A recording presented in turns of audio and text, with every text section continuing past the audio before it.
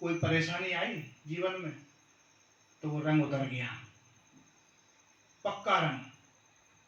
एक बार जब देख लेगा, कितने भी घर से शीश क्यों ना अलग हो जाए, इनको नहीं छोड़ेगा। एक बार देखने के बाद तब पता लगा, तब प्रेम होगा। जाने बिना हो प्रतीति, जब तक देख नहीं लेगा अपनी आंखों से तब तक विश्वास नहीं होता है। और भक्ति कोई ऐसी भी नहीं है खाली कहने की बातें होती हैं, चलकर देखेगा। जो मारा गया ना, करनी का मारा गया।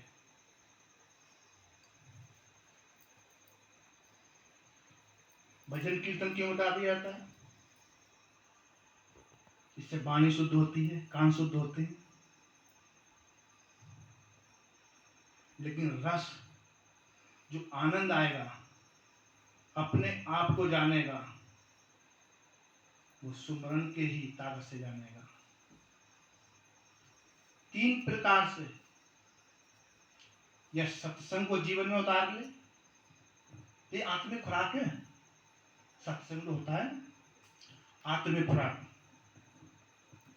जैसे हम शरीर के लिए भोजन करते हैं, वैसे ही आत्मा का ये भोजन नहीं है। आत्मा का भोजन है सत्संग, सुमरन, ध्यान, सेवा। ये आत्मिक भोजन है। जब हमारी आत्मा बलवान होगी, उसके अंदर ताकत होगी, तभी तो हम ऊपर की चढ़ाई कर पाएंगे। जन्मों जन्मांतरों से, जब से पृथ्वी बनी है, तब से ये जीव गुरु की शरण में नहीं आया, भक्ति नहीं की है इसने। ये प्रैक्टिकल सामने उदाहरण है आप सामने। अगर भक्ति की होती तो इस हालत में नहीं बैठा होता। भक्ति की होती इस हालत में नहीं होता, क्योंकि ये हमारा पहला ही जन्म है। वो भी मेहर कर दिए अंबाले वासी ने, नहीं तो कौन पूछता था मेरी जिंदगी में क्या था। तेरी बंदगी से पहले मैं एक बुझा हुआ दिया था, तेरी बंदगी से पहले। कि मेरी जिंदगी में जो रोशनी आई है, मेरी जिंदगी में जो तरक्की आई है, जो कुछ मैं दिख रहा हूं, वो इसकी बदौलत है मेरे गुरु महाराज की।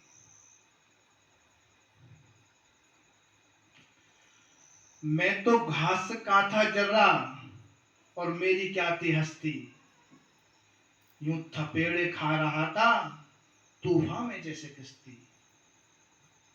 मैं दर दर भटक रहा था तेरी बंदगी से पहले, मेरी जिंदगी में क्या था तेरी बंदगी से पहले। यूं तो जहां में लाखों तेरे जैसा कौन होगा, जैसा दाता तू है दयालु, ऐसा कोई नहीं होगा। न गीत था न गला था ये तेरी बंदगी से पहले, मेरी जिंदगी में क्या था तेरी बंदगी से पहले।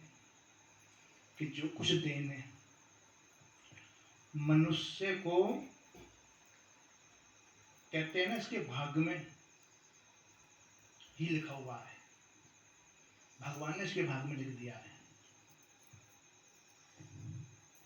भगवान किसी का भाग्य नहीं लिखता है। भगवान किसी का भाग्य नहीं लिखता, किसी के भाग्य में दुख नहीं लिखता। भाग्य तो ये मनुष्य अपना स्वयं लिखता है, खुद लिखता है।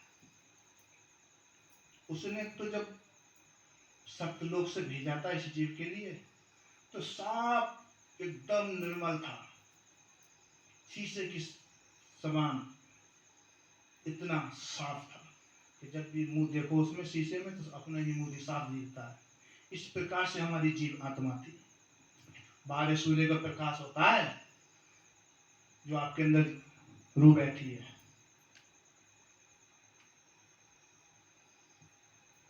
बाहर सूर्य का पूरे संसार में एक सूर्य प्रकाश दे रहा है,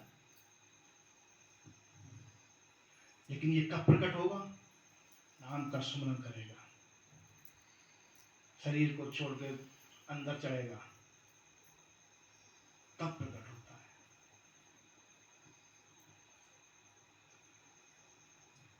एक भजन में लिखा है ना कि सौदा लेंगे नसीब वाले, हट खुल गई सतगुण वाली, सौदा लेंगे नसीब वाले। सत्संग रूपी एक मसाला, पापों की जड़ काटने वाला, रगड़ा खूब संभाले, सौदा लेंगे नसीब वाले। ये जो मसाला सत्संग सुनकर और उसको जीवन में ना उतारा जाए तो उसका लाभ नहीं मिल पाता है। सत्संग सुनने का मतलब यही है कि अपने जीवन में उसको उतारे। जो सत्संग में सुनाया जाता है उसको अपने जीवन में धारण करें, अपने जीवन में उतारे, उस पर चले, ये करनी है।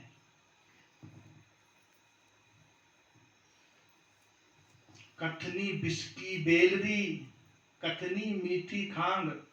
कथनी जो होती है शहद के समान होती है, मीठी। करनी बिस्की बेलरी और कथनी मीठी खांड। जो लोग बोलते हैं ना, कितना प्रचार हो रहा है भागवत में, भागवत कितनी हो रही है, प्रचार कितना हो रहा है संतों का, लेकिन दुनिया में सुधार नहीं आ रहा है, पाप और बढ़ते ही जा रहा है। प्रैक्टिकल की बात है ये। पाप क्यों बढ़ रहा है? इतना सत्संग होने के बाद भी,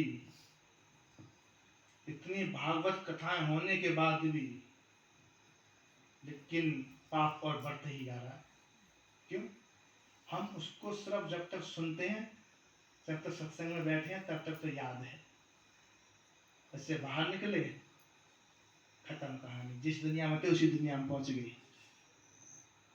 जिस माहौल में थे उसी माहौल में पहुंच गए, जिस कीचड़ में थे उसी कीचड़ में जाकर गिर गए। ये कारण है इसका।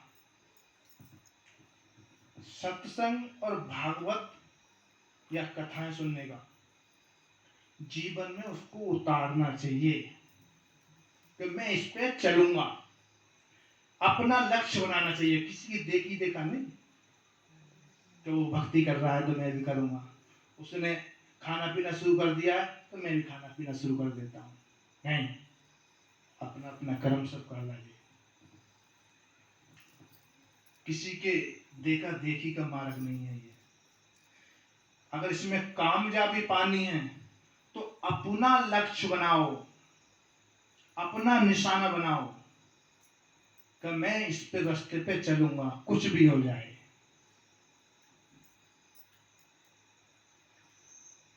हम गुरुमुख बनते जाते हैं, और जो गुरुमुख बनते हैं ना, जैसे महाराज जी के भजन में लिखा है, हट खुल गई सतगुरु वाली, सौदा लेंगे नसीबा वाले।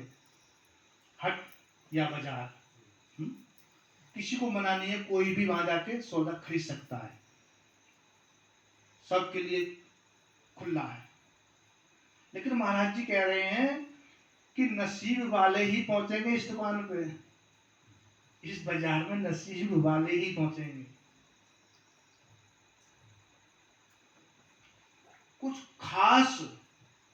कुछ खास रूहें होती हैं ये जो महाराज जी की शरण में पहुंचते हैं। विशेष रूहें होती हैं ये जो महाराज जी की शरण में पहुंचते हैं। आप लोग जितनी भी संगत बैठी हुई है, आप आम जीवों से, आम रूहों से खास हैं, विशेष हैं महाराज जी के लिए। आम जीव नहीं है, आम रूहें नहीं है। दूसरे भजन में महाराज जी ने लिखा है, दरबार में सच्चे सतगुरु के दुख दर्द मिटाए जाते हैं। दुनिया के सताए लोग यहाँ सीने से लगाए जाते हैं। फिर कहते हैं, जिन प्यारों पे है जगवालो, खास इनायत सतगुरु की, उन्हीं को संदेशे जाते हैं और वो ही बुलाए जाते हैं, कि बुलावे उन्हीं को जाते हैं और वही इस सत्संग में आ पाते हैं। हिमाचल में जहाँ से आप लोग आए हैं अपने अपने घरों से, वहाँ और भी घर होंगे और को भी पता होएगा तो भाई सत्संग हो रहा है, क्यों नहीं आए बोलो? इसीलिए नहीं आए कि ये महाराज जी की खास रुए हैं, महाराज जी के प्राणों से भी प्यारी रुए हैं। ये भजन सुमरन करने वाली रुए हैं। अभी पहली क्लास है, पहली क्लास में बच्चों को क्या सिखाया जाता है? उठना बैठना ही सिखाया जाता है। तो आपको उठना ही बैठना सिखाया जा रहा है, पहली क्लास।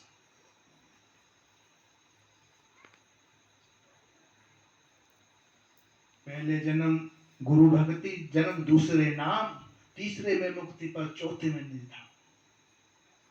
पहले जन्म तो अपने आप को संभालने में लग जाता है, कभी चल पड़ा कभी रुक गया, कभी चल पड़ा कभी रुक गया। है जीवन में ये ऐसी चीजें आती हैं, आती सबके जीवन में आती है। अपना अनुभव बता रहा हूं मैं, क्योंकि जो संत होते हैं, साधु महात्मा होते हैं, वो भी तो इसी रास्ते से गुजरे हुए होते हैं, वो भी इस रास्ते गए हुए होते हैं, वो आगे निकल जाते हैं। तो वही बताते हैं जो उनके जीवन में खुद चल के आए हैं उस रास्ते में। जीवन में बहुत चढ़ाव उतार आते हैं, कई मन करता है छोड़ दो, कुछ नहीं है इसमें, मगर छोड़ना नहीं चाहिए। विश्वास, दृढ़ विश्वास होना चाहिए,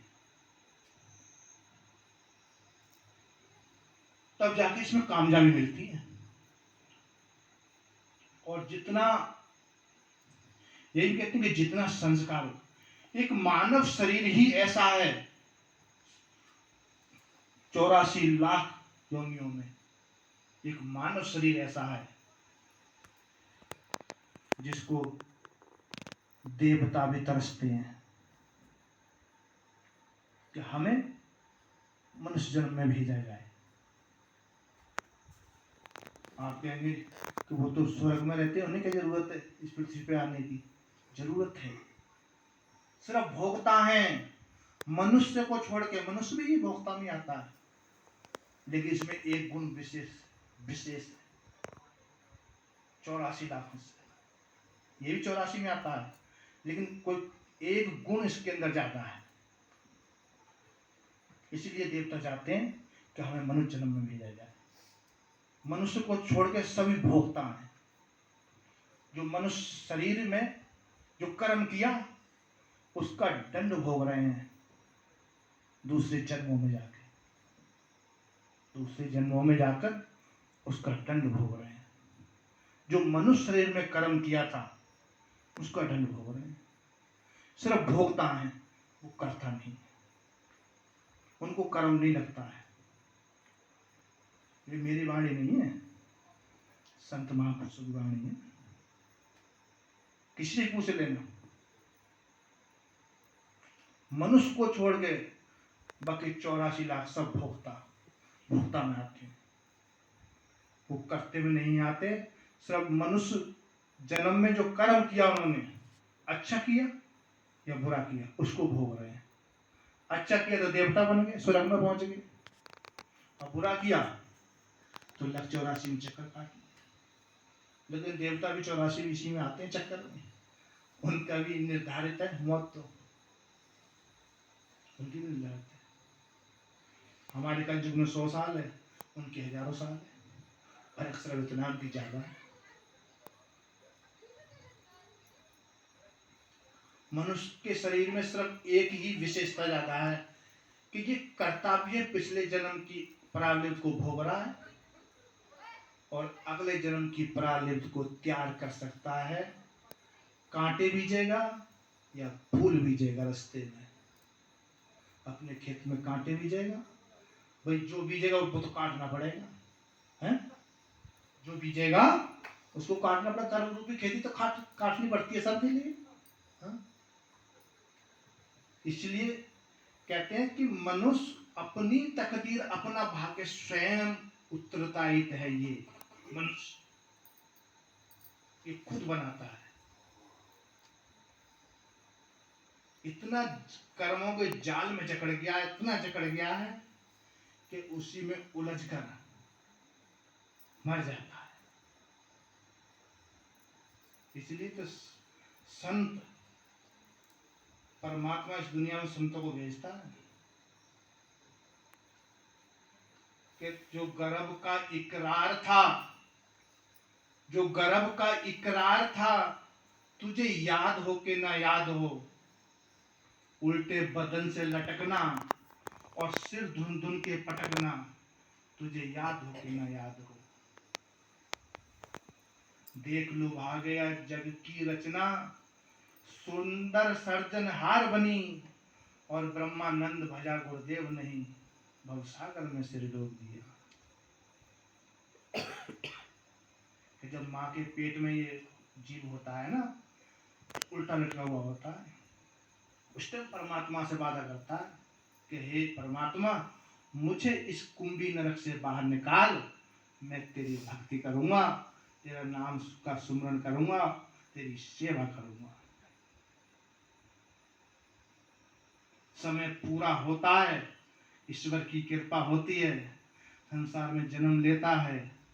देखा होगा जब बच्चे का जन्म होता है तो मुट्ठी बंद होती है, देखा है और सुना भी हो, कुछ ने तो देखा भी हो।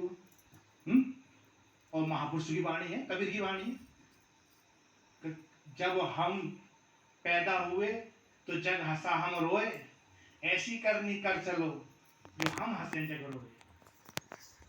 तो प्यारे ऐसी करनी तो ये संसार की तो है, एक नाम के सुमरण ही, परमात्मा की भक्ति ही एक ऐसी है जो हम सुखी हो जाएंगे, जन्म मरण के चक्कर से मुक्त हो जाएंगे, सुख, आत्मिक सुख प्राप्त होगा। आत्मिक सुख सत्संग में मिलता है, क्योंकि महाराज जी का गुणगान होता है। वहां आत्मिक सुख जो इन्होंने कमाई की है नाम की, उसका प्रभाव संगत पर होता है। सत्संग के अंदर जो महापुरुष होते हैं समय पर, उनका तो मनुष्य को छोड़कर सब भोगता है। मनुष्य जन्म में जो कर्म किया वो सन 84 में जाके भोग रहे हैं। इसके लिए अपनी करने का खुद उत्तरदायित्व है ये मनुष्य, क्योंकि कर्मों का जाल इसी ने तो बुना है। ईश्वर ने तो साफ भेजा था, साफ लैंप थी, जब लाइट जलाई उसमें तो एकदम प्रकाश दे रही थी, जहां भी रखोगे वहीं प्रकाश हो जाएगा, हो रहा। लेकिन कर्मों की कालिमा इसके ऊपर चढ़ती चली गई, कर्मों की पर्दे, कालिमा, आवरण इस पर चढ़ते चले गए। उस रोशनी को ही, उसकी लहटी बाहर नहीं निकल रही है, जो आपके अंदर जीव आत्मा रूह बैठी है, उसका प्रकाश बाहर नहीं निकल रहा है। संत यही तो बार बार बार बार दिखाना चाहते हैं कि तू सत्य पुरुष की अंश है, जो सबका स्वामी सत्यलोक, जो सूर्य चंद्रमा, हजारों सूर्य हजारों चंद्रमा मिलकर प्रकाश दे रहे थे, एक रोम के बराबर उसके प्रकाश नहीं दे पा रहे हैं, लज्जित हो रहे हैं, उसकी अंश है। और अपने आप को एक छोटा सा समझ बैठा है कि मैं कुछ नहीं कर सकता। अपनी शक्ति को तो जगा, तेरे अंदर तो बैठा है वो, आवरणों का आवरण है, कर्मों के जो बंधन है वो चढ़ गए हैं तेरे ऊपर, इसको हटा और देख तू वही सत्पुरुष के अंश है, वही 12 सूर्य का प्रकाश, वही लाइट तेरे अंदर है। ईश्वर हमसे दूर नहीं हुआ है, हम ईश्वर से दूर हुए। जब जन्म हुआ माँ के गर्भ में थे, ईश्वर का साक्षात्कार हो रहा था, ईश्वर से बातचीत हो रही थी, हैं? ईश्वर की ज्योति से ही ये जीवित था। आपने एक चीज और देखी होगी कि जब बच्चे का जन्म होता है, छोटा बच्चा ज्यादा रोता है तो उसके सामने दीपक जला कर रख दो, एकदम चुप हो जाएगा। प्रैक्टिकल है, अगर नहीं देखा हो तो देखना उसको। क्यों? वो नकली ज्योति को असली समझ बैठता है, जो अंदर देख रहा था वही ज्योति समझ बैठता है, लेकिन उसे क्या पता ये नकली ज्योति है।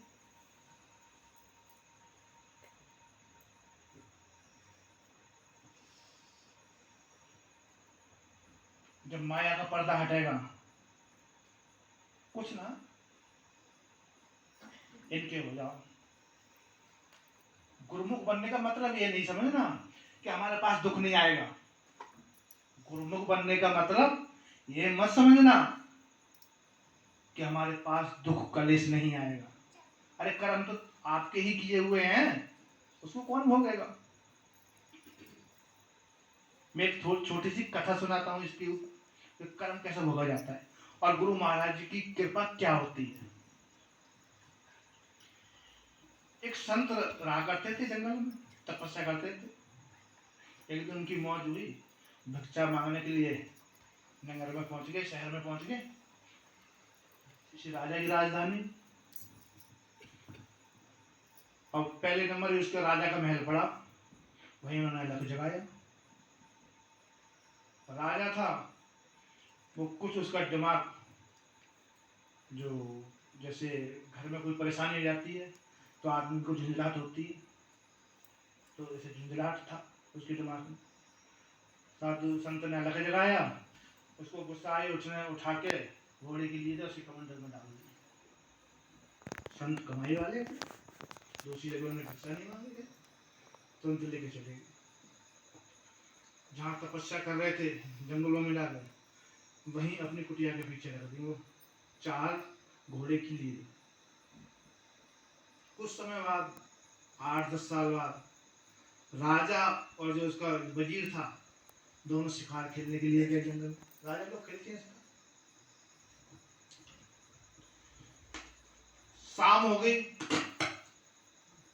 उसमें जंगल वन में ज्यादा अंदर चले गए, प्यास लगी, कोई पानी का कोई पता नहीं। उसने अपने मंत्री से बोला कि भाई देख, पेड़ पे चढ़ के कहीं पक्षी पुक्षी उड़ रहे होंगे तो वहाँ पानी होता है। उसने पेड़ पे चढ़ के देखा, हाँ महाराज है तो सही, इस दिशा में। खोजते खोजते खोजते खोजते वहीं पहुंच गए जहाँ वो संत बैठे थे। वो तो 10-12 साल बात पुरानी थी।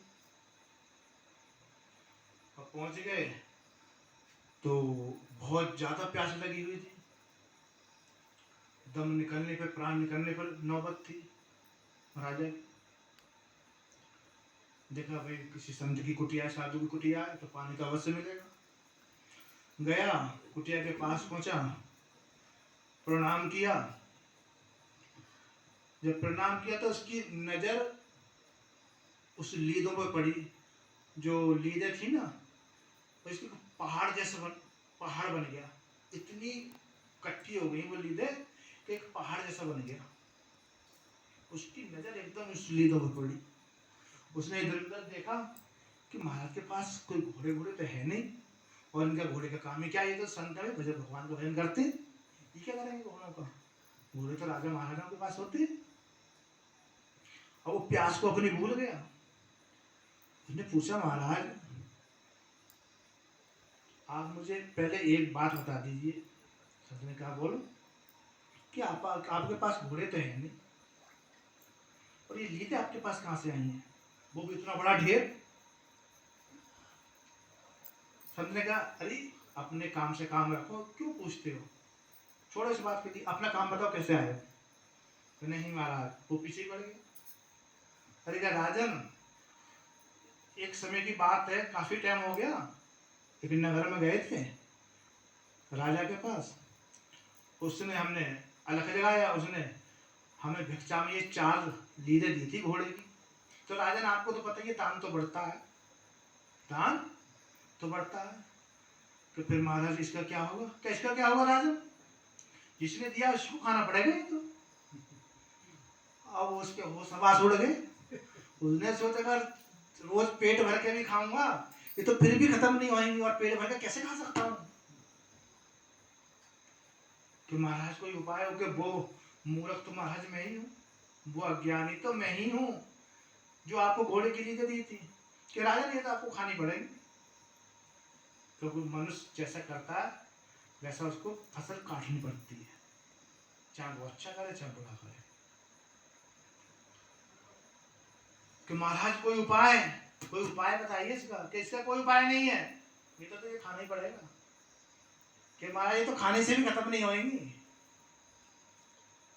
बहुत विनय की, बहुत प्रार्थना की, तब कहा गया राजन एक उपाय तो है, अगर तू कर ले तो।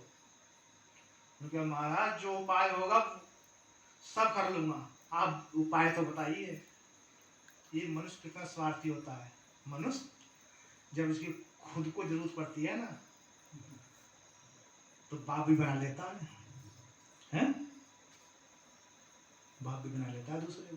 जो खुद को जरूरत पड़ती है, जब खुद की अटकती है इसकी। तो महाराज आप बताइए तो सही, मैं सब कर लूंगा।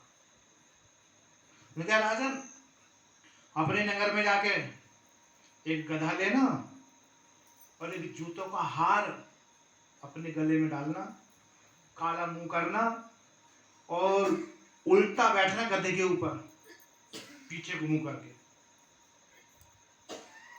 समझने की बातें हैं, कर्म के बारे में बता रहे हैं। तो उल्टा बैठना और पूरे नगर में अपने घूमना। कि लोग तेरी बुराई करेंगे कि हमारा राजा तो पागल हो गया है, ऐसा हो गया, वैसा हो गया, तरह तरह की बात करेंगे, तेरी बुराई करेंगे। तो एक ही उपाय है, ये बुराई से घटती है। आपको बुराई की तासीर का नहीं पता होगा। बुराई का मतलब क्या, तासीर क्या होती है। हम एक दूसरे की बुराई तो करते हैं, तो वो ऐसा है, वो ऐसा है। इस बुराई के अंदर ये खासियत है कि आपके पुण्य, आप बुराई कर रहे हैं तो आपके पुण्य उसके पास चले जाएंगे जिसकी आप बुराई कर रहे हैं, और उसके अवगुण आपके पास आ जाएंगे। ये बुराई की तासीर है। इसलिए तो कहते हैं जो बोलना उसके मुंह पे बोल दो, पीछे बुराई मत करना। पुण्य क्षीण होते हैं और उसके पापों का भागी बनते हैं। कि राजन ये तो सिर्फ बुराई से घटती है। मतलब ठीक है महाराज। अब उसे कहाँ चैन पड़ता, उसे तो वो पहाड़ दिख रहा था, तो मुझे ही तो खाना पड़ेगा। उसने वैसे ही किया, अपने नगर में जाके गधा लिया, गधे पे मुंह काला मुंह किया, जूतों का हार पाया और उल्टा बैठ के पूरे नगर में अपने घूमा, शहर में घूमा। तो लोग उसकी बुराइयां करने लगे कि हमारा राजा तो पागल हो गया, ऐसा हो गया, वैसा हो गया। भाई ये तो राजा लायक रहा ही नहीं है, इसको राज से हटाओ और दूसरा राजा बैठाओ। राजा पूरे नगर में घूमा, अपने महल में आया, रात काटी। उसे कहाँ नींद आती, उसे तो पहाड़ दिख रहा, ये खाना पड़ेगा। रात में उसको नींद भी नहीं आई। सुबह ही अपना घोड़ा उठाया और संत जी के पास पहुंच गया। देखा कि जो उसने 4 लीरें दी थी वो अभी रखी हुई है, पहाड़ तो घट गया। कि जो पहाड़ था वो तो गया घट, जो 4 लीरें दी थी वो उसको रखी हुई है। कि महाराज ये तो तेरे लिए खानी पड़ेगी, ये तो मूल है जो तूने दिया है, वो तो ब्याज था जो खत्म हो गया है। तो गुरु महाराज की शरण में आने से जो हमारे कर्मों का ब्याज चढ़ गया है ना वो खत्म हो जाता है। जो मूल है वो तो प्यारे भोगना पड़ेगा, वो भी कृपा उनकी होगी इस प्रकार से। ताकत और हौसला देंगे तेरे लिए, और ऊपर से ऐसे प्रकार से उतर के चली जाएगी, कोई भी परेशानी आएगी उनका हाथ होता है। तो जो मूल है उसको भोगना ही पड़ता है। महाभारत की कहानी है। धृतराज जब महाभारत खत्म हो गया सब, तो आपस में जो पांडवों के जो सलाहकार थे वो कन्हैया थे। कोई भी कार्य करना होता था तो वो कन्हैया से सलाह लेते थे। और वहाँ राजसभा में बैठे हुए हैं, उसके 100 पुत्र मर गए, सब सेना मर गई उसकी, धृतराज की। अब वहाँ राज्य की तैयारी चल रही है, बातचीत चल रही है, तो कन्हैया तो राज में बैठे हुए हैं धृतराज। उसने कहा कि ये ज्यादा बोल रहा है, इसको मेरे पास बुलाइए। कन्हैया को अपने पास बुलाया और कहा कि आप कौन हैं कि आपने ही पूरा महाभारत करवा दिया, आप हैं कौन? देखिए, कहते हैं ना, समय से पहले कुछ नहीं होता है, समय का धैर्य रखना पड़ता है, भक्ति में धैर्य रखना पड़ता है, विश्वास और धैर्य, ये इसकी अपनी पूंजी है। इसको इस प्रकार से पकड़ लेना चाहिए इन दोनों को, जिस प्रकार से जकड़ के कितनी भी परेशानियां छुड़ा ना सके। विश्वास, गुरु महाराज और धैर्य, कोई भी कार्य उसके साथ में हो रहा है, अच्छा हो रहा है बोले, तो उसमें धैर्य रख के तरफ है नहीं, परेशान ना हो, इधर उधर नहीं भागे। तुमने कन्हैया से पूछा कि आप हैं कौन? तो कन्हैया ने कहा कि मैं कौन हूं कि आप तो योगी हैं, जो राजा बनते हैं ना, वो भी तपस्या करके बनते हैं, ऐसे नहीं बनते हैं। तो आप तो योगी हैं, आप खुद अपनी अंतर्दृष्टि से देखिए कि मैं कौन हूं।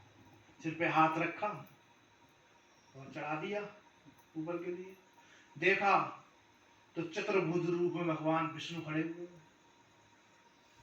कि महाराज आप कहां में? तो उसने कहा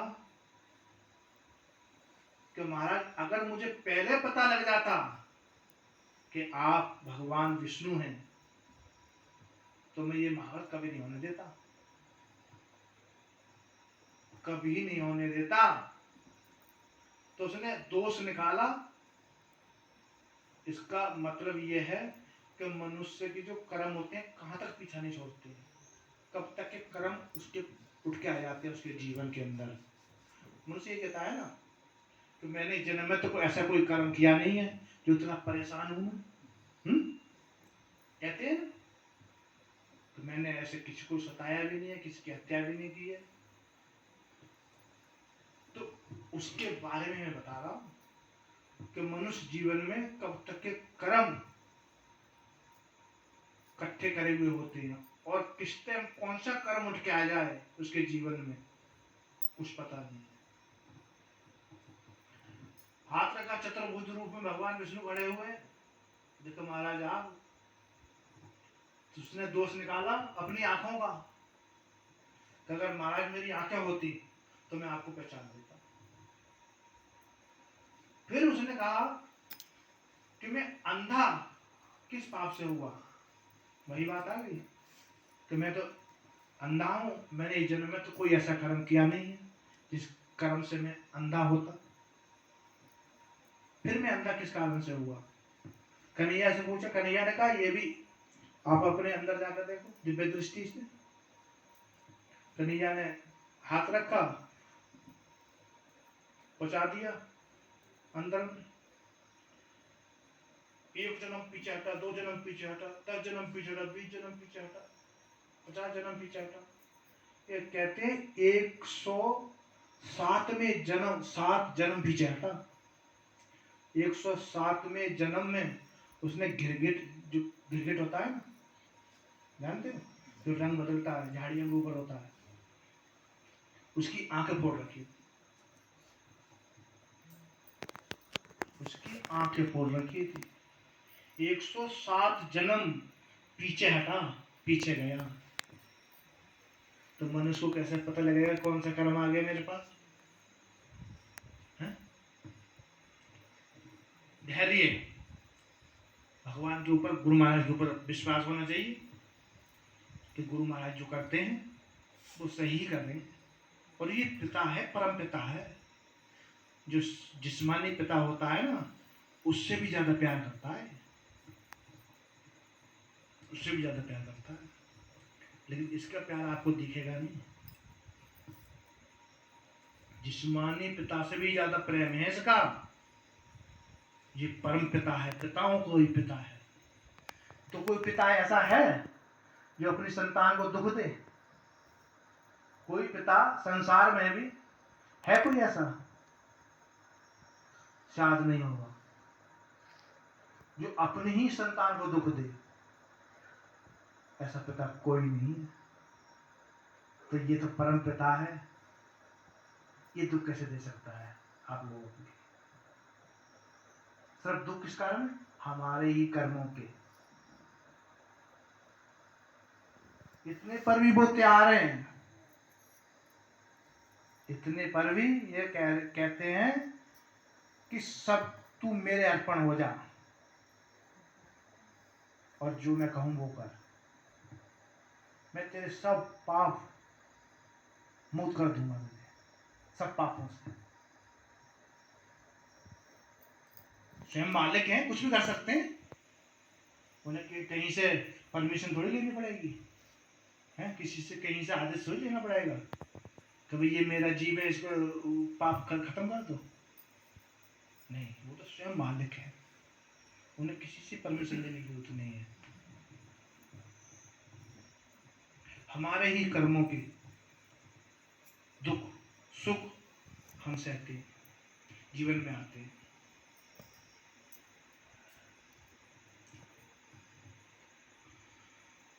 ये तो सुख के सिवा, और ये परेशान दुख होता है इनके लिए, दुख होता है। आपको दुखी देखकर ये खुद दुखी होते हैं।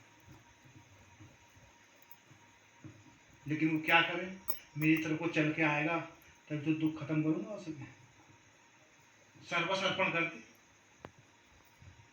एक होता है मैं शरण में आ गया, एक होता है शरणागत, शरण में आया हुआ मैं आ गया। एक होता है शरणागत, सब कुछ अपना नौछावर कर दिया, कुछ नहीं है मेरे पास। शरण का मतलब मैं आ गया आपके पास, आपकी शरण में आ गया, बस इतना मतलब होता है, मैं आपकी शरण में आ गया।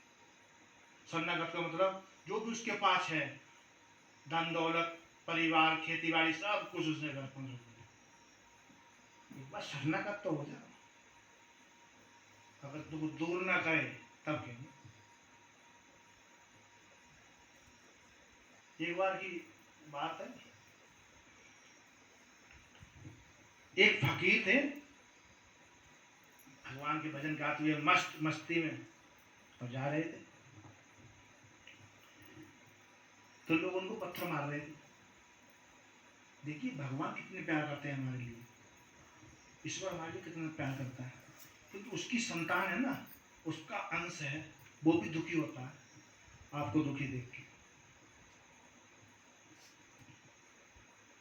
लोग पत्थर मार रहे थे, कृष्ण भगवान खाना खाने को बैठे, एक ही गस्सा उन्होंने मुंह में दिया और उठ के चल दिए, बड़ी तेजी के साथ गेट की तरफ हो गए। रुक्मणी वहां खड़ी थी, देख रही। जब उधर से वापस आए तो उनका चेहरा उदास और कुछ चिंता में थे। रुक्मणी ने पूछा, महाराज इधर से तो आप बड़ी तेजी के साथ गए थे, किस वक्त पे विपदा पड़ी थी ऐसी जो खाना छोड़ के आप चले गए, और उधर से आप मुंह लटकाते हुए आ रहे हैं, ये क्या कारण है? तो कन्हैया ने कहा, अरे रुक्मणी क्या बताऊं, मेरा एक भगत जा रहा था निकल के, मेरी मस्ती में मस्त चिमटा बजाता हुआ, उसे कुछ ध्यान ही नहीं था, मस्ती में मस्त मेरे भजन गाते हुए जा रहा। तो लोग उसको पत्थर मार रहे थे, तो उसके पत्थर सिर में लग गया था, खून निकल रहा था। मैं इसलिए भागा था उसको बचाने के लिए, कि जब तक मैं पहुंच भी नहीं पाया तब तक जो लोग पत्थर मार रहे थे, तो जो साधु था, वो साधु जो पत्थर मार रहे थे उनको उल्टा पत्थर मारने लग गया। वो उल्टा वही अपनी रक्षा स्वयं करने लग गया, कि इसलिए मैं उदास हो गया हूं। विश्वास, अगर वो जरा सा विश्वास और रख लेता तो पत्थर मारने वाले के लिए वो सजा देता कि जीवन में किसी भक्त के लिए नहीं सताते हो। लेकिन मैं उदास इसलिए हो गया हूं, वो खुद ही बदला लेने लग गया उनसे। तो जब वो खुद ही बदला लेने लग गया तो मेरी क्या जरूरत है? मेरी क्या जरूरत? तो विश्वास, इसलिए सबरी के पास क्या था? एक विश्वास ही तो था, हैं? मतंग ऋषि महाराज बोल गए थे कि हे सबरी, जो सौभाग्य मुझे प्राप्त नहीं हुआ वो सौभाग्य तेरे लिए प्राप्त हुआ। तो मेरा तो समय पूरा हो गया, मैं तो जा रहा हूं इस दुनिया से गोलोक के लिए। और जो भगवान राम का अवतार हुआ है तो वो तेरी कुटिया पर एक दिन अवश्य आएंगे। कहते हैं ना, गुरु का वचन वेद मंत्रों के समान समझना चाहिए, है? पकड़ ले मजबूत करके, उसके लिए कुछ भी हो जाए। उसके जीवन में बहुत चढ़ाव होता रहा है। उसकी जीवन की कहानी छोटी जाति की थी, भिलेनी, एक भील जात होती है, उस जाति की थी। कोई भी उसको पास नहीं रख सकता अपने। तो धीरे धीरे वो मतंग ऋषि के पास पहुंच गई। उसने सोचा ये बहुत दयालु संत हैं और भाई संतों की सेवा करने से ईश्वर की प्राप्ति जाती है और शांति मिलती है, जो भी इच्छा होती है पूरी हो जाती है। तो उसने एक दिन जो गुरुजी के सेवा में जो सामग्री लगती थी, लकड़ियाँ वगैरह, गुरुजी उठ कर सभी हवन करते थे, जो सामग्री चाहिए थी वो उसने खुद वन से लाके और सब सामग्री अपने शिष्यों के उठने से पहले सबरी वहाँ रख जाएगा। गुरुजी की कुटिया गया, गुरुजी उठे करें, पहले दिन उठे तो सोचा किसी चेला ने रख दिया होगा, चेला बहुत थे आश्रम, वही रख दिया होगा किसी चेला ने। गुरुजी को परेशानी होती है तो सब सामग्री वहाँ उनको तैयार मिली, हवन किया उन्होंने। दूसरे दिन फिर ऐसे ही हुआ, सब सामग्री वहीं, लकड़ी वगैरह, हवन वगैरह जो सामग्री होती है सब चीज़ उनको वहीं मिली। फिर थोड़ा थोड़ा उनको आश्चर्य होने लग गया कि ऐसा चेला कौन सा पैदा हो गया जो इतनी मेरी सेवा करने लग गया। तो तीसरे दिन फिर उसी प्रकार से सब सामग्री गुरुजी को तैयार मिली। तब उन्होंने आश्रम के सेवादारों से पूछा, भाई इतनी सेवा कौन करता है, कौन सा है ऐसा चेला जो इतनी सेवा, मुझे कोई परेशानी नहीं होती है हवन करते समय, सब सामग्री मेरे को यहाँ तैयार मिलती है। आश्रम में पता किया गया तो महाराज यहाँ तो कोई ऐसा है नहीं, ये तो कोई नहीं करता है काम ऐसा। तो गुरुजी ने कहा, अच्छा आश्रम में कोई नहीं तो फिर कौन है ऐसा? देखिए कर्म खुद खोज लेता है। गुरुजी ने कहा, गुरुजी के मन में आएगा चल देखते हैं आज कौन रख के जाता है सब सामग्री। अब वो छिप के इसलिए रख जाती थी कि छोटी जाति की थी और वो ब्राह्मण कुल के थे, भेदभाव रखते थे, अछूत मानते थे, वो चुप करके इसीलिए रख जाती थी। लेकिन संत तो दयालु हृदय के होते हैं, सभी संत एक जैसे नहीं होते। तीसरे दिन चौथे दिन गुरुजी जगते रहे। जाते 4 बजे का समय हुआ तो वही भिलनी सबरी सब सामग्री ला के अपने फटे हुए बस्तर हैं उसके, और हालत ठीक नहीं है, चुप करके वो रख के और जाने लगी। तभी गुरुजी ने पीछे से आवाज़ दे दी, कहे कौन है, वहीं रुक जा। और इतनी बात सुनी सबरी ने, वो तो थर थर थर थर कांपने लगी कि आज पता नहीं क्या हो जाए, पता नहीं क्या दंड मिलेगा मेरे लिए आज। थर थर थर थर कांपने लगी। गुरुजी ने उसकी हालत देखी। गुरुजी ने कहा तू कौन है? उसके मुंह से कोई जवाब ही नहीं निकले। गुरुजी ने कहा तेरे लिए कुछ नहीं कहा जाएगा, तू सच सच बता कौन है। फिर उसने सारी बात अपनी बताई कि महाराज मैं इसलिए आपकी सेवा करनी चाहती हूँ। संतों की सेवा करने से ईश्वर की प्राप्ति होती है और मन को बहुत शांति मिलती है। आंखों से आंसू बह रहे हैं। गुरुजी ने भाव देखा, पिघल गए मोम की तरह। मोम को तो आँख दिखानी पड़ती है, आंख दिखानी पड़ती है, लेकिन संतों के हृदय तो इतने कोमल होते हैं, उस तरफ जीव की आहें निकलती हैं ना, उसी से पिघल जाते हैं। पिघल गए, उसकी सेवा से प्रसन्न हुए। कहा ठीक है कोई बात नहीं, आज से ये सेवा तेरी जिम्मे है, तू करना। आश्रम में रख लिया, उसका कोई था नहीं, आश्रम में रख लिया।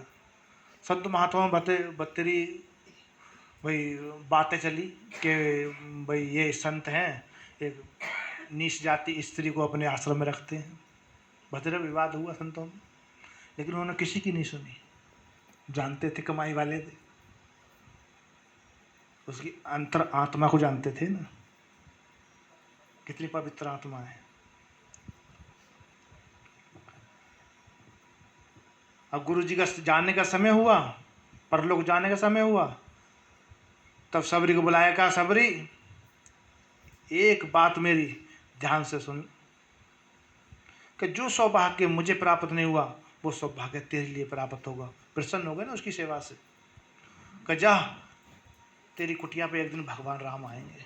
कि मेरा तो समय पूरा हो गया, मैं तो जा रहा हूँ, लेकिन तेरी कुटिया पे एक दिन ना एक दिन भगवान राम आएंगे, और इस कुटिया को छोड़ कर जाना मत। सबरी ने हाथ जोड़ के पूछा महाराज कब आएंगे? कि ये नहीं बता सकता कब आएंगे, ये बता सकता हूँ कि अयोध्या में राजा दशरथ के यहाँ अवतार हो गया है और वनवास भी लग गया है उनके लिए, वन के लिए भी निकल गए। कब आएंगे ये मैं भी नहीं बता सकता।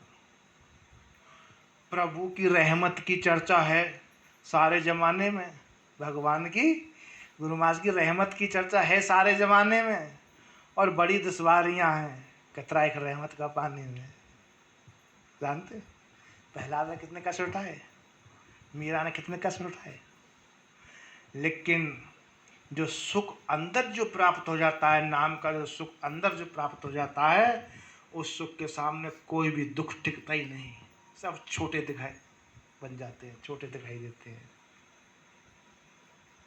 कि वो मस्ती ऐसी चढ़ जाती है कब उसको दुख दिखाई नहीं देता है। एक बार बड़े महाराज जी से, दादा गुरु महाराज जी से किसी ने पूछा, महाराज जी कि जो भगवान के भक्त हैं वो दुखी क्यों रहते हैं ज़्यादा, जो भक्ति करते हैं? नहीं, कि जो भगवान के भक्त हैं वो दुखी होते हुए भी और मुस्कुराते क्यों रहते हैं, खुश क्यों रहते हैं, चित्त प्रसन्न क्यों रहते हैं? तो महाराज जी ने कहा कि दुख और सुख ये दोनों भाई हैं। कि जब भगवान के पास दुखी होकर भगवान के पास गया तो भगवान से कहा उसने, कहे प्रभु आपने मुझे बनाया क्यों था? भगवान ने कहा क्यों, क्या बात हुई? कि सब जिसके पास भी जाता हूँ मैं, वही मुझे धुतकार देता है, भगा देता है। कोई मुझे अपने पास रखना नहीं चाहता है, और दुख के लिए कौन रखेगा। और कि यहाँ तक मनुष्य को तो छोड़ो, अगर मैं पशु पक्षी भी अगर मेरा नाम सुन लें, मेरा नाम ही सुन लें कि दुख आ रहा है, तो वो भी घबरा जाते हैं कि जब मैं ऐसा ही हूँ तो आपने मुझे बनाया क्यों है। या मुझे कोई ऐसा स्थान बताओ जहाँ मेरा उद्धार होता रहे और जहाँ आराम से रह सकूं। तो भगवान ने कहा कि तू मेरे भक्तों के पास चला जा। महाराज जी सुना रहे हैं, प्रश्न उत्तर दे रहे हैं उसको, कि भगवान ने कहा कि तू मेरे भक्तों के पास चला जा, वो मेरा प्रसाद समझ के तेरे लिए धुतकारेंगे नहीं, भगाएंगे नहीं, तो उससे घृणा नहीं करेंगे। वो मेरा प्रसाद समझेंगे, मेरी कृपा समझेंगे, और मेरे नाम का वहाँ गुणगान होता रहता है। तेरे को रहने का ठिकाना मिल जाएगा, मेरे नाम का गुणगान हुआ, तेरा उद्धार होता रहेगा। है ना उल्टा खेल।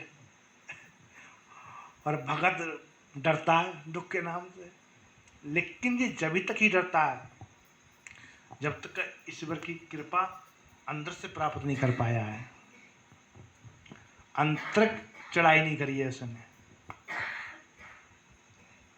शब्द श्रुत की चढ़ाई नहीं करी है। तब तक अगर शब्द श्रुत की चढ़ाई कर जाएगा और एक बार देख लेगा तो किसी चीज से नहीं घबराएगा।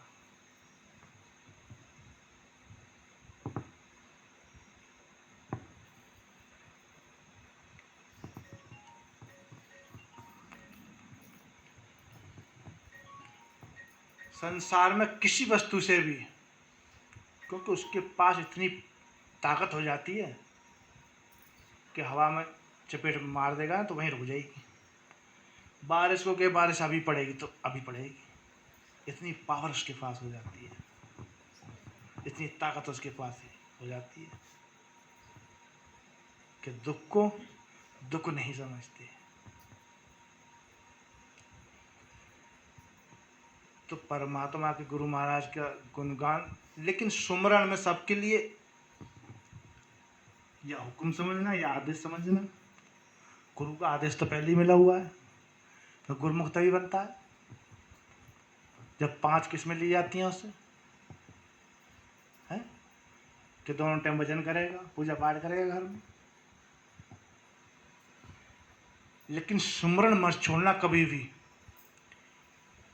अगर 6 महीने आपने सुमरण किया और एक नागा हो गया तो आप वहीं आ जाते हैं जहाँ से चले थे। इसलिए गुरुमुख को जीवन में तरक्की दिखाई नहीं देती। महाराज जी का भी आदेश था ये, गुरु में नाम लिखा होगा, पढ़ा होगा कभी, है। अगर नागा हो जाए तो बंद लिफाफे में मेरे को सूचना चिट्ठी भेजना, एक भी नागा हो जाए। इतना सख्त आदेश। तो गुरुमुख कहता है कि इतना समय हो गया संगत करते हुए मुझे कोई लाभ नहीं हुआ। लाभ तो इसलिए नहीं होता है तो वो नागा करता रहता है, गैर हाजिरी होता रहता है। गैर हाजिरी मत होना। सत्संग इसलिए ही होता है कि उसके उत्साह को बढ़ाते रहना। जिस प्रकार से चूल्हे में लकड़ी जलती रहेगी तो उसके जो पानी रखा हुआ है ऊपर वो खोलता रहेगा, और ये लकड़ी बुझ गई। सत्संग रूपी लकड़ी अगर नहीं रखी उसमें तो जो विवेक रूपी पानी है वो खोलना बंद हो जाएगा, जहाँ से चला था वहीं पहुँच जाएगा। सत्संग इसलिए होता है। एक समय वो आएगा कि आपको सत्संग सुनने की जरूरत भी नहीं पड़ेगी।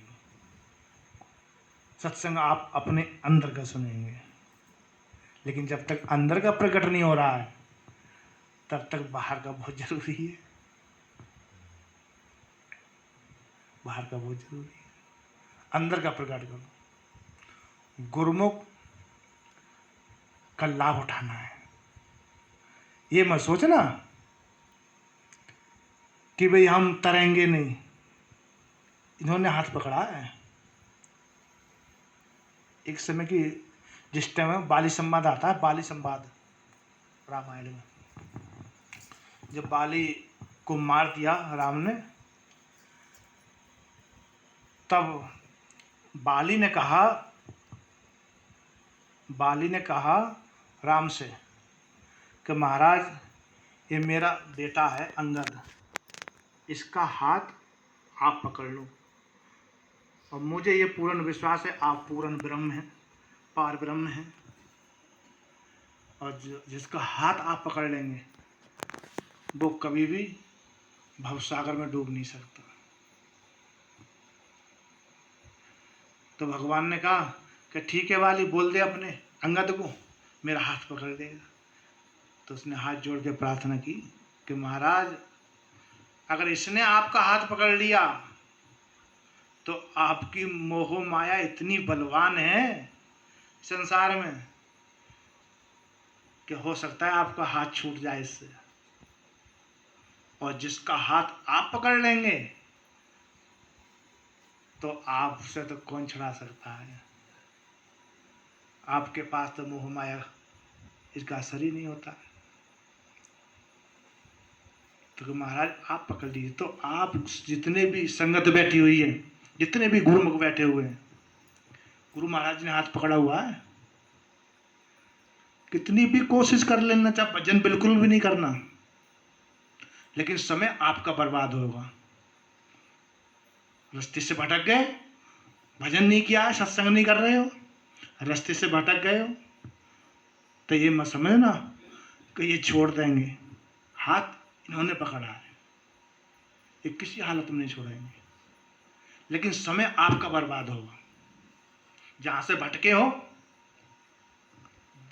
भटके हो अगले जन्म में फिर वहीं से भक्ति को शुरू करोगे। ये गुरु भक्ति है। गुरु को छोड़कर, संतों को छोड़कर और जितनी भक्ति, ये भक्ति में नहीं आती, भक्ति में नहीं आती। भगवान राम ने सबरी को ज्ञान दिया है। प्रथम भक्ति, पहली भक्ति संतन कर संगा। प्रथम भक्ति, पहली भक्ति संतों का संग है, और दूसरी भक्ति में नहीं आता है, शुभ कर्म में आता है। ये 84 का चक्कर नहीं छुटा सकता शुभ कर्म, और ये भक्ति है, ये जीवन मुक्त करेगी। 84 के चक्कर को हमेशा के लिए खत्म कर देगी। जीवन में चाहे एक कदम चला इस भक्ति मार्ग पर, चला, अपने घर के लिए सफर किया, और जो गुरु की शरण में नहीं आया, जो गुरु के दरबार में नहीं आया, संतों के दरबार में नहीं पहुंचा, उसका तो जीवन भर एक पीछे जो टाइम निकल गया ना, जो बहुत उस टाइम अपने देश की हालत ख़राब थी, कोई सुविधाएं नहीं थी इतनी। अब तो मोटरें चलती हैं, पानी निकाल लेते हैं। पहले वो चलते थे, हरट के कुएँ थे, उसमें बाल्टियों की एक माला बनी हुई होती थी, तो बैल से चलती थी। बैल उसमें लगाते थे, तो बैल कुएं के चारों तरफ घूमता था, तो वो जो माला थी ना, वो अंदर से भर भर के आती थी। वहाँ टप लगा हुआ होता था, तो उसमें पानी गिरता रहता था, ऐसे करके पूरी माला हो गया, ऐसे चलती रहती। तो उससे ही अपनी जो अनाज वगैरह सब उसी से पालते थे, खेती बाड़ी उसी से। पहले इंजन भी नहीं थे, मोटरें भी नहीं थी, लाइट भी नहीं थी, ऐसे साधन थे। तो जो हरट का कुआं होता है, हरट का कुआं बोलते हैं उसको, तो जो उसमें बैल लगा हुआ होता है, तो उसके उस बैल के आंखों के ऊपर पट्टी बांध दी जाती है, तब उसको पूरे दिन चलाते रहते हैं। तो बैल क्या सोचता है, आज तो पता नहीं कितना ही सफ़र किया है मैंने, पता नहीं कहाँ पहुँच गया। मनमुख की अवस्था बता रहा हूँ कैसी है। वो बैल सोचता है, बैल जैसी अवस्था, बैल सोचता है पता नहीं कहाँ पहुँच गया आज मैं।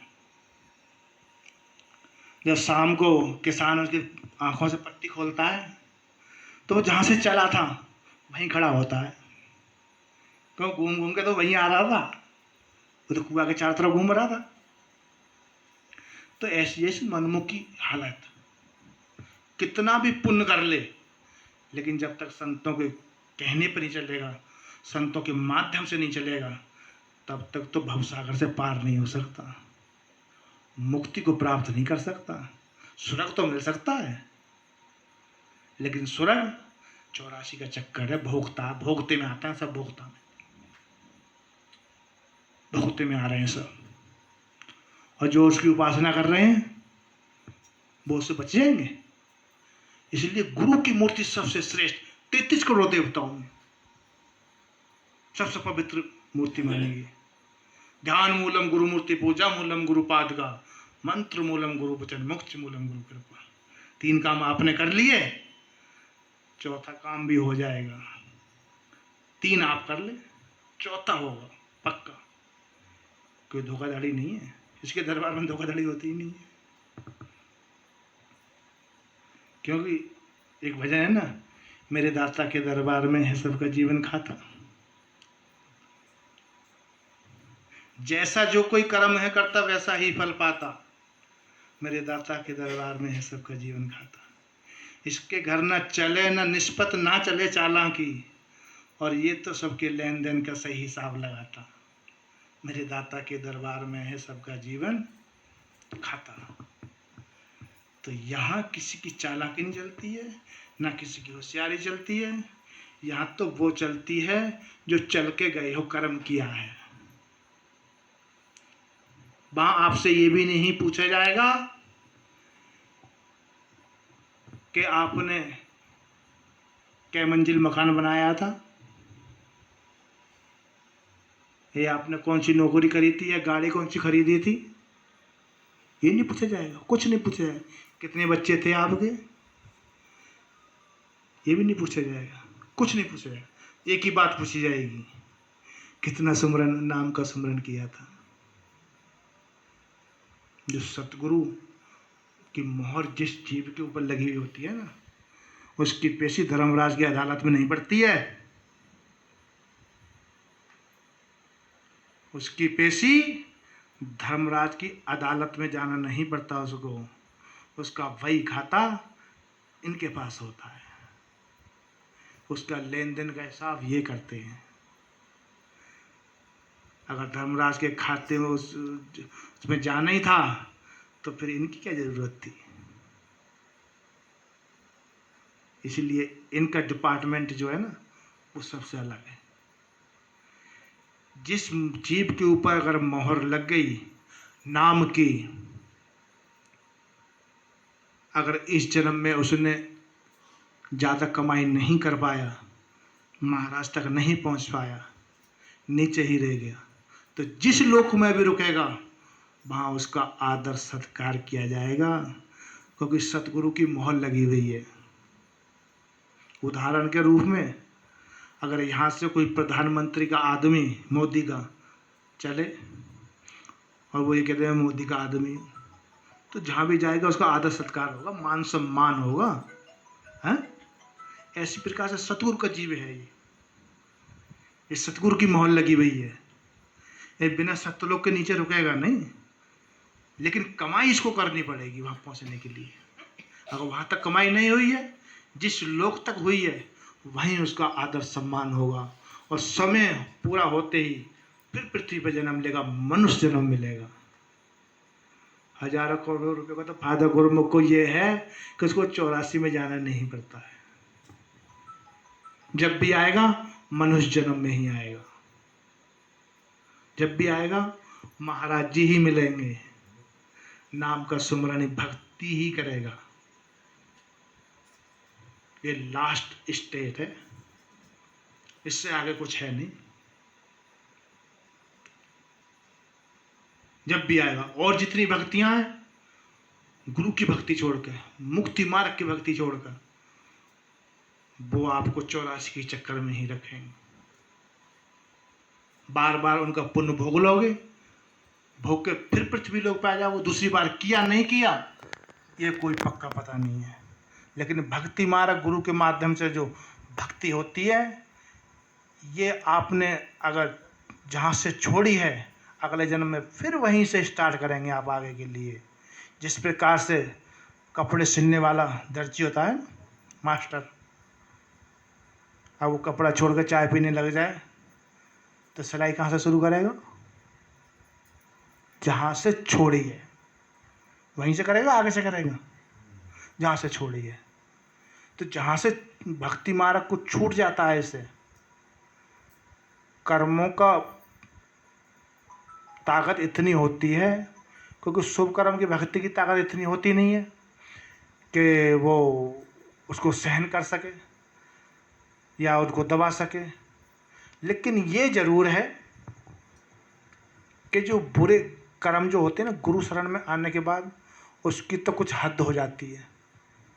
हद हो गई ना, आगे के लिए उसने कर्म करने वो बंद कर दिए, पाप कर्म आगे के लिए बंद कर दिए और नाम की कमाई करने लग गया। लेकिन वो तो वहीं रुके हुए हैं ना एक जगह ही, जो पाप कर्म थे। अब गुरु की शरण में जो नहीं आए जीव, उनकी तो इस प्रकार से रेल बनती ही चली जा रही है, कोई हद ही नहीं है आगे के लिए। कहाँ तक बनेगी? गुरुमुख की हद, उसकी लिमिट आ गई है कि जितनी बन गई है उसकी लिमिट है ना, है। धीरे धीरे वो एक दिन जरूर खत्म होएगी, और ख़त्म भी नहीं होती है। लोग कहते हैं ख़त्म हो गई, नहीं। हमारे भजन अभ्यास की सुमरण की ताकत इतनी हो जाती है, इतनी हो जाती है कि जब वो परेशानी आती है ना तो हमें पता नहीं लगता। जब कोई परेशानी आती है, नाम की ताकत इतनी हो गई हमारे पास कि कोई भी परेशानी आए, अब नाम की ताकत है आपके पास 1 क्विंटल और दुख की ताकत है 10 किलो, तो आपको पता लगेगा? आपको व्यापेगा नहीं। जिस टाइम अब व्याप जाता है कोई कार्य है, क्यों नहीं हो रहा है, अब क्या होगा आगे, सोचता है इससे आगे क्या होगा, व्याप जाता है उसको, ठीक होऊंगा या नहीं होऊंगा। फिर ये नहीं व्यापेगा, मानसिक पाप नहीं व्यापेगा इसको। फिर तो इतनी ताकत उसकी हो जाएगी कि प्रभु की मस्ती में इसको पता ही नहीं लगेगा कि दुख कब आया कब गया।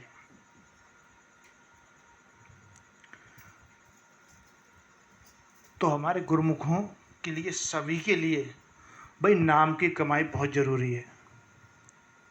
10 मिनट करो, अगर ज़्यादा समय नहीं निकल रहा है 10 मिनट, अगर 10 मिनट भी नहीं निकल रहा है, इतना भी टाइम नहीं है, कोई ज़्यादा ही इमरजेंसी पड़ जाती है परिवार के अंदर, संसार में, तो इस प्रकार से 2 मिनट के लिए खड़े हो जाओ महाराज जी के आगे हाथ जोड़ के, आपकी हाजिरी लग गई। महाराज जी भी कहा करते थे, महाराज जी के मुँह से मैंने खुद सुना है, अंबाले वाले महाराज जी के मुँह से, कि गुरुमुख हो, आपने भी सुना होगा जो पुराने गुरुमुख हैं, कि गुरुमुख को जब शिमला के लिए बस जाती है ना, तो वर्कशॉप में चेक होकर जाती है और मिस्त्री मोहर लगा कर देता है कि अब इसके अंदर कोई खराबी नहीं आएगी, शिमला से वापस भी आ जाएगी। इसी प्रकार से आप भी महाराज जी के आगे अपनी अपनी गाड़ियाँ सुबह सुबह चेक करा ले करो, पूरे दिन कहीं भी घूमो मोहर लग जाएगी, कहीं भी घूमते हो। तो भजन अभ्यास से तो ताकत आपको मिलती है, पूरे दिन की थकावट, और 10 मिनट आपने भजन कर लिया, कोरे हो जाओगे, साफ एकदम, सब थकावट खत्म। लेकिन मन से जब रस आने लग जाएगा उस टाइम, अभी तो मन को हम लगाते हैं, एक दिन वो आएगा मन खुद ही लगेगा, आपसे कहेगा भजन कर, भजन कर, तब समझना आप कोई खतरा नहीं रहा। पर लेकिन परीक्षाएं तो उस टाइम भी होती, लेकिन उस टाइम उसके पास ताकत इतनी होती, पता ही नहीं लगता है उसको। महाराज में खुल जाता, अनाद नाद जिस टाइम खुल जाएगा ना, तो आप कहीं भी बैठे रहें, 24 घंटे ज्योत जल जाएगी इस प्रकार से। 24 घंटे के लिए ध्यान नहीं हटेगा यहां से। इसको कहते हैं बैराग। बैराग हो गया।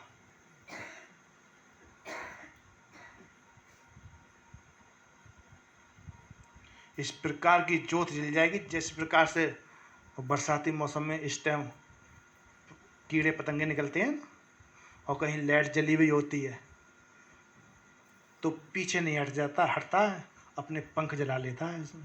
बस इस प्रकार की ज्योत जल जाएगी। सहजो अनहद नाद में नहीं सामना भोर। सहजो बाई कहती हैं संत हुए कि जब अनहद नाद जग जाएगा तो दिन और रात उसके लिए खत्म हो जाएगा।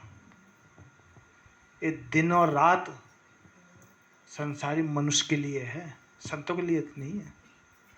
उनके लिए तो रात वो है अज्ञान, जो अज्ञान रूपी अंधकार में जीव पड़ा हुआ है, ये काल रात्रि है उनके लिए। और अज्ञान रूपी अंधकार से बाहर निकल गया, प्रकाश में आ गया, तो उनके लिए कोई भी रात मायने नहीं रखती है। ये तो संसार के लिए अंधकार तो हमारे पापों का है, और जिसमें ज्ञान का दीपक जल गया उसके लिए कहाँ सोना। प्रमाण है, उस एक भजन है, शब्द देखो कि ये तो प्रेम की बातें हैं ऊधो, बंदगी तेरे बस की नहीं है। यहाँ तो सिर दे के होते हैं सौदे, आशिकी इतनी सस्ती नहीं है। प्रेम वालों ने कब वक्त पूछा, इनकी पूजा में सुन ले ऊधो। अरे यहाँ तो दम दम में होती है पूजा, सिर झुकाने तक की फुर्सत नहीं है। ये कौन सी भक्ति है। यहाँ पहुँचेगी कहानी सबकी, इतने गुरमुख हैं, उस रास्ते पे चल पड़े हैं। ये मत सोचना उस रास्ते पे भी चल पड़े हैं। भक्ति का मार्ग एक ही है, सतयुग से लेकर अब तक कोई नया नहीं है। तो कितनी का भगवान का बनाया हुआ, किसी का अपना बनाया हुआ नहीं है। जो मसाले उस टाइम लगते, जो नियम उस टाइम थे इसके ऊपर, वो अभी भी हैं। कल युग में सिर्फ इतना हो गया कि जो आदमी को मानसिक पाप व्यापता है ना, वो नहीं व्यापता है। सतयुग में अगर आपने ये सोच लिया कि मैं इनके साथ बुरा करूँगा, तो आपने किया या ना किया, ये आपको लग गया। तीनों युगों के अंदर ऐसा था, सतयुग, द्वापर, त्रेता। वो आपको लग गया, आपने किया या ना किया। और धर्म कब लगता था, जब आप उसको करते थे। धर्म कार्य आपने कोई सोचा तो सोचने से नहीं लगता था, जब आप उसको करते थे तब लगता था धर्म। कल युग में लाखों करोड़ों रुपए का तो फायदा यही है जीव को।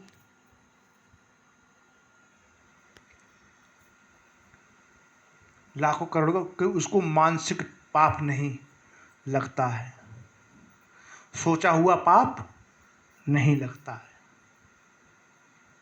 पाप कब लगेगा, जब करेगा।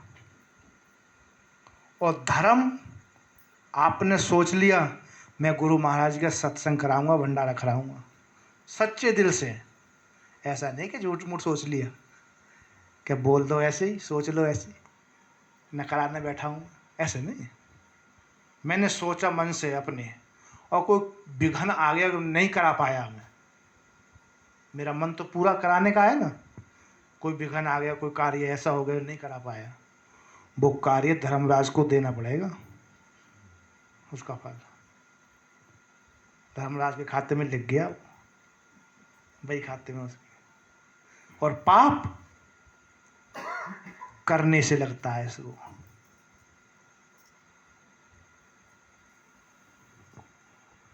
तो कलयुग के अंदर, लेकिन कलयुग के अंदर धर्म सोची कहाँ रहा है आदमी। धर्म की बात तो सोची कहाँ रहा है, बहुत घट। कहते हैं ना, जो विशेष खास जीव हैं वही सोच रहे हैं। उसको सोचना भी भारी पड़ रहा है कलयुग में। इतना विचार, इतना दिमाग का संतुलन इसका खत्म हो गया है, इतना मानसिक पाप व्याप गया है इसको कि वो सोच भी नहीं पा रहा है।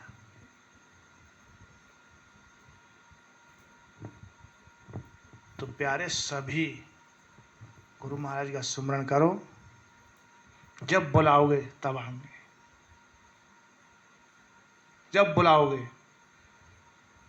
एक वजह है ना, मेरे सतगुरु जी आ जाओ, अखियां तरस रही हैं, आके दर से दिखा जाओ। आएंगे। महाराज जी की वाणी अंबाले वालों की कि तेरी आंख दा एक सिप मोती जे मेरे चरना होते डुल जाए तो मेरे दया रूपी समुद्र में बाढ़ आ जाती है। मेरी याद में तेरा एक आंसू और जो मेरे चरणों पे गिर गया ना, तो मेरे दया रूपी समुद्र में बाढ़ आ जाती है। तो इसके रोना है तो इसके आगे रो। कोई दुख सुनाना है, दुनिया वाले दुख नहीं बांटेंगे, तो वो तो खुद ही अपने दुख को ले फिर रहे हैं।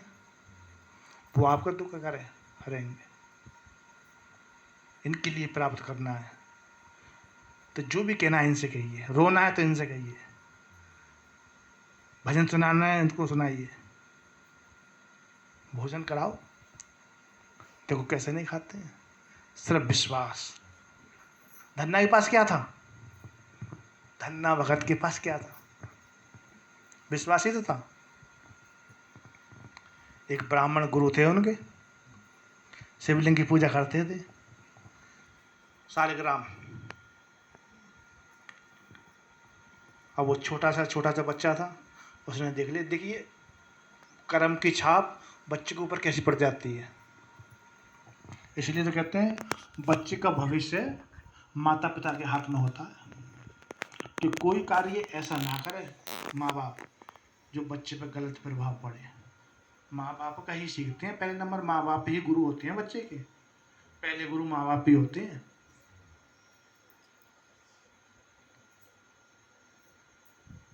तो बच्चे के ऊपर छाप, धन्ना छोटा सा बच्चा था, उसे देखता था रोज गुरुजी के लिए कि गुरुजी उसको जो शिवलिंग थे, शालिग्राम थे, उनके लिए नहला के और चंदन का लेप कर रहे हैं, धूप आरती कर रहे हैं, फिर भगवान का भोग लगा रहे हैं। अब गुरुजी जब जाने लगे उनके घर से, तो बच्चा था, जिद करने लगे कि नहीं मेरे को तो भगवान चाहिए, भगवान चाहिए। तो गुरुजी ने दूसरा पत्थर निकाल कर दे दिया, शालिग्राम निकाल कर दे दिया, दूसरा शालिग्राम नहीं थी, दे दिया, लो बच्चा इनकी पूजा करो। और के कुछ नियम बता दिए कि इनको भूख भी लगती है, खाना खाते हैं ये, और इनको पहले अपने खाने से पहले इनको खाना खिलाना, फिर खुद खाना, और ये सब सारे काम करते हैं, ये सारे काम करते हैं। तो अच्छा, गुरु बच्चे का तो बच्चे जैसे दिमाग होता है, जिधर को चलाओगे उधर को चल जाएगा, जिधर को झुकाओगे कच्ची फली के समान होता है, जिधर को झुकाओगे उधर को झुक जाएगा। उसका जीवन एक ऐसा होता है। उनका ठीक है। अब वही सुबह उठते तो नहलाते, जैसे गुरुजी नहलाते, चंदन वगैरह लगाते थे, धूप आरती करी, और जब खाना बन गया तो लो महाराज खाना खा लो। पहली बार की बात, अब वो पत्थर खाना कहाँ खाए, और उसका तो पूरा विश्वास था ना, गुरु का वचन था। तो थाली आगे रख दी है, तो महाराज खाना खाओ, बहुत काम करना है, जल्दी खाना खाओ, टाइम नहीं है। आंखें खोली तो थाली फिर ऐसी कैसी रखी हुई है, एक भी रोटी नहीं घटी है उसके अंदर। फिर आंखें बंद कर ली। किससे याद नाराज है। फिर आंखें बंद कर ली, फिर भगवान से प्रार्थना करने लगे। फिर 10 मिनट बाद आंखें खोली तो फिर थाली ऐसी रखी हुई है। जब 2-4 बार ऐसे ही हो गए तो कहा कि महाराज जब तक आप नहीं खाएंगे खाऊंगा मैं भी नहीं। जब तक आप नहीं खाएंगे खाऊंगा मैं भी नहीं। तो कहते हैं कि 3 दिन हो गए थे, वो भी इसी प्रकार से हाथ में गस्सा ली हुई ऐसे के प्रकार से 3 दिन हो गए। तो भगवान ने देखा कि ये नहीं मानेगा, तुरंत प्रकट हो गए। अरे क्या धन्ना लिया खाना खिला, लिया बहुत तेज की भूख लगी है। अरे क्या महाराज बड़ी दिनों में 2-4 दिन हो गए, मेरे तो भूख से प्राण निकले जा रहे हैं। क्या लिया? कहते 4 रोटियां थी और भगवान तो खा रहे 2 रोटी खा गए। जब तीसरी बार हाथ बढ़ाया था तुरंत पकड़ लिया कि महाराज 3 दिन से भूखा हूँ मैं भी तो खाऊंगा, सब आप ही खा जाएंगे। कहा अच्छा, कहते फिर तू खा। 2 रोटी धंधे ने खाई। ओके महाराज बहुत काम करना है। खेत में ले गया, अपना हल चलवाया। खेत में ले जाके भगवान से हल चलवाया। बहुत प्रेम हो गया, साधु संतों के साथ बहुत प्रेम हो गया धन्ना का। घर में इतनी व्यवस्था थी नहीं, जो कोई संत दिखे करे तो भगवान के रूप दिखे करे कन्हैया का, तुरंत ले आया करके लो महाराज चलो मैं आपको खाना खिलाता हूँ, दक्षिणा भी दूंगा। घर वाले बड़े परेशान हो गए। घर वालों ने एक बार कहा कि वो खेत में हल चला के और जा गेहूँ बीजिया, बीज भी दे दिया और गाड़ी में रखवा दिया कि जा उसमें बीजिया, और के ध्यान रखना किसी साधु महात्मा को मत दे देना, नहीं तो तेरे लिए घर में नहीं दसने दिया जाएगा। बड़ी सख्ताई से लेके गाड़ी जा रहे थे। 2-4 महात्मा संत मिल गए आगे, वो तो भगवान की माया थी। उन्होंने हालचाल पूछा।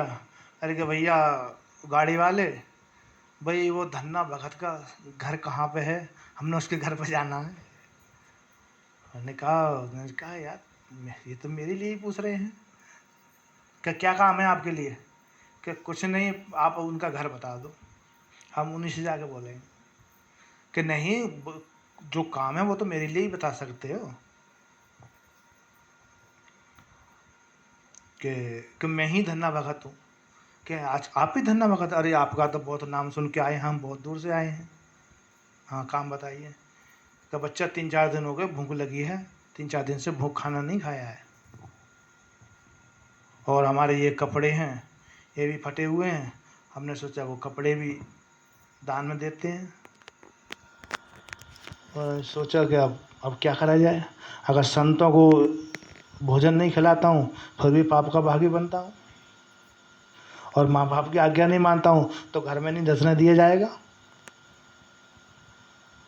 तो उसने एक ही निर्णय किया, जितना बीज था सब दुकान पे जाकर बेच आया, जो कुछ लंगर पानी वहाँ से मिला लाकर संतों को बनाया और खिलाया, खूब पेट भराया। संत खुश हो गए, बच्चा खुश रहे। अब लगी चिंता सताने कि अब घर क्या मुँह लेके जाऊँगा। भाई जो अनाज दिया था बीज के लिए वो तो संतों को भोजन करा दिया मैंने। क्या किया कि जो पड़ोसी है ना, जो और दूसरे किसान हैं पड़ोसी, उनको पता लगा कि ये बीज बखेरा है, मेरे गवाही तो बन जाएंगे वहाँ जाके कि हाँ इसने बीज हमारे सामने डाला था खेत में। रेता की झोली भरी और पूरे खेत में बिखारने लगे, जैसे बीज बिखारते हैं पूरे खेत में रेता बखेर दिया झोली में। तो लोग दूसरे भी देख रहे हैं, हाँ भाई धन्ना बीज डाल रहा है इस खेत में। बखेर के अपने ऊपर से पटेला फुटेल लगा के अपने घर चले गए। उसे तो पता था मैंने रेता बखेरा है उसमें, जमेगा क्या उसमें। घर पे चले गए, महीना 15 दिन हुए तो घर वालों ने कहा खेत पे नहीं जा, खेत पे क्या जा, उन्हें तो पता है कि भाई उसमें तो मैंने रेता डाला, बीज तो नहीं डाला है तो कुछ जम के आएगा। घर वालों ने कहा अरे बच्चे धन्ना खेत पे तो देखिए एक बार जाके कि भाई गेहूँ कैसे जमा है। तो खेत पे जाए ही नहीं, दूसरों से पूछा, दूसरों से चर्चा सुन ली, तो यार धन्ना का भाई खेती तो बड़ी अच्छी हुई है, ऐसी तो किसी की भी नहीं हुई आज तक खेत। तो उसने सोचा कि जिन्होंने देखा होगा ना मेरे लिए, वो मेरी मजाक उड़ा रहे हैं, जिन्होंने देखा होगा वो मेरी मजाक उड़ा रहे हैं, तो मैं तो रेत बखेर के आया हूँ, उसमें क्या जमना है। जब सब तरफ चर्चा होने लगी, पूरे गांव में चर्चा होने लगी, मैंने सोचा देखो तो सही आ गई, इतनी चर्चा पूरे गांव में हो फिर ऐसी खेती किसी की भी नहीं है, आज तक किसी की नहीं हुई जिन्हीं की जैसी खेती धन्ना ने बीजी है कि तैयार हुई है। हाँ? जाकर देखा तो गेहूं खड़ा हुआ एकदम काला भवन गचा हुआ।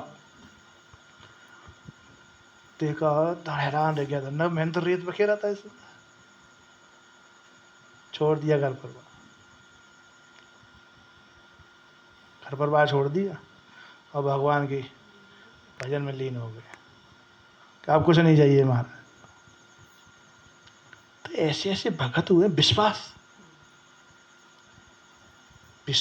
तो चाहिए, दृढ़ विश्वास।